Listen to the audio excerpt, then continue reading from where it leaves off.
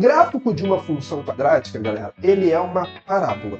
O que é uma parábola? Uma parábola é uma curva, que eu vou te mostrar aqui agora, e a gente vai aproveitar e destacar alguns elementos que essa parábola tem. Aqui eu tenho alguns pontos que a gente precisa destacar, tá bom? Esse cara aqui, ele é um encontro do gráfico com o meu eixo Y. Tá? Esse cara, ele coincide com o valor do C. A função do C é me mostrar a que altura de Y o meu gráfico encontra o eixo Y. Okay? Outro ponto importante são esses dois aqui, ó, onde o gráfico encontra o eixo X. Esses aqui são os que nós chamamos de zeros da função, ou também chamado de raiz, ou raízes da função.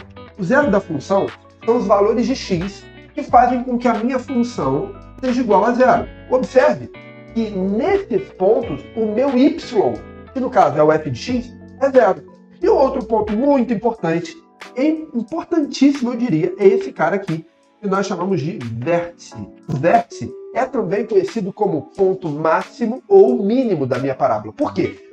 Como a minha parábola está nesse formato, ele é o ponto mais baixo da parábola. Ele é conhecido aqui como ponto mínimo. Mas a minha parábola ela pode estar ao contrário, ela podia estar assim. E aí, nesse caso, a minha parábola teria um ponto máximo. De qualquer forma, esse ponto máximo ou mínimo, ele é chamado de vértice. E ele tem coordenadas muito famosas. X do vértice e o Y do vértice.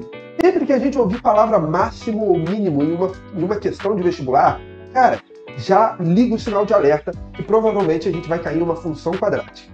Provavelmente cairemos numa função quadrática, tá? E aí, vamos lá. O x do vértice, eu consigo descobrir o valor dele por meio dessa conta, ó.